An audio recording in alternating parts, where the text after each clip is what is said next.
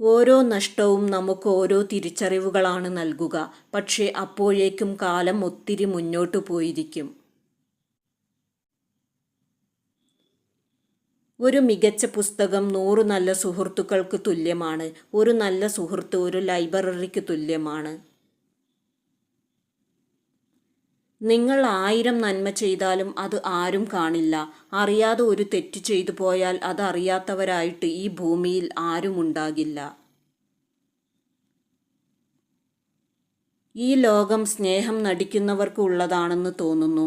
കാരണം ആത്മാർത്ഥമായി സ്നേഹിക്കുന്നവർ പലപ്പോഴും പരാജയപ്പെടുന്നു. നിങ്ങൾ സൂര്യനെപ്പോലെ പ്രകാശിക്കാൻ ആഗ്രഹിക്കുന്നുവെങ്കിൽ ആദ്യം സൂര്യനെപ്പോലെ ജ്വലിക്കണം.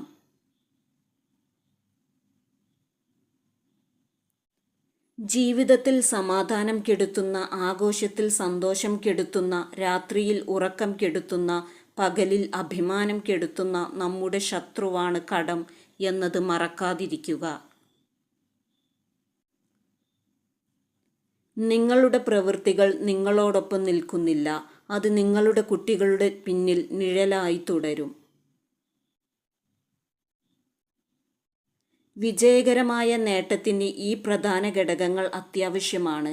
ചെയ്യാൻ പോകുന്ന കാര്യത്തിൽ വ്യക്തമായ ലക്ഷ്യം, ആ കാര്യത്തെക്കുറിച്ചുള്ള ചിന്ത, ചെയ്യുന്ന കാര്യത്തിൽ പരിപൂർണമായ വിശ്വാസം എന്നിവ ആവശ്യമാണ്. നമ്മുടെ സ്നേഹത്തേക്കാൾ മൂല്യം പണത്തിന് കൊടുക്കുന്നവർക്ക് ഒരിക്കലും നമ്മളെ ആത്മാർത്ഥമായി സ്നേഹിക്കാൻ കഴിയില്ല. ഈ സത്യം തിരിച്ചറിഞ്ഞ് മുന്നോട്ടു പോകുന്നവർക്ക് വിജയിക്കാൻ സാധിക്കൂ.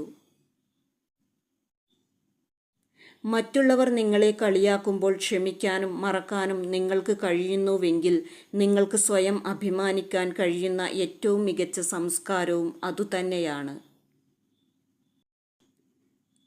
നിങ്ങൾ ചിറകുകളോടെ ജനിച്ചവരാണ്. അതിനാൽ ജീവിതത്തിൽ എന്തു പ്രതിസന്ധി വന്നാലും ഇഴയരുത്. പകരം നിങ്ങളുടെ ശക്തമായ ചിറകുകൾ ഉപയോഗിച്ച് ഉയരത്തിൽ പറക്കാൻ ശ്രമിക്കുക. തീർച്ചയായും വിജയം നിങ്ങൾക്കായിരിക്കും.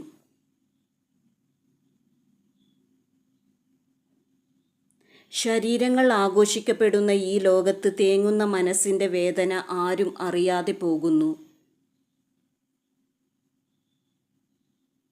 ഒരു നല്ല പുസ്തകം അറിയുന്നതും സ്വന്തമാക്കുന്നതും ജീവിതത്തിലെ ഭാഗ്യമാണ്.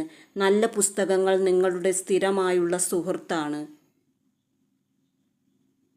ഒരു സ്ത്രീ തൻ്റെ പുരുഷനിൽ നിന്നും എപ്പോഴും ലഭിക്കണമെന്ന് ആഗ്രഹിക്കുന്ന 3 കാര്യങ്ങളാണ്: ആത്മാർത്ഥമായ സ്നേഹം, വാത്സല്യം, പരിഗണന എന്നിവ. ഒരാൾക്ക് നിങ്ങളോടുള്ളത് ആത്മാർത്ഥ സ്നേഹമോ അഭിനയിക്കുന്ന സ്നേഹമോ എന്ന് തിരിച്ചറിയാൻ നിങ്ങൾക്കൊരു ബുദ്ധിമുട്ട് വന്നാൽ മതി. നിങ്ങളുടെ ആദ്യ വിജയത്തിനു ശേഷം വിശ്രമിക്കരുത്. ഒരുപക്ഷേ അടുത്ത തവണ നിങ്ങൾക്ക് പരാജയമാണ് വരുന്നതെങ്കിൽ നിങ്ങളുടെ ആദ്യത്തെ വിജയം ഒരു ഭാഗ്യമായിരുന്നു എന്ന് പറയാൻ വളരെയധികം ആളുകൾ കാത്തിരിക്കുന്നുണ്ടാകും. സ്നേഹത്തിന് വേണ്ടി ആഗ്രഹിച്ചോളൂ, പക്ഷേ വാശി പിടിക്കരുത്.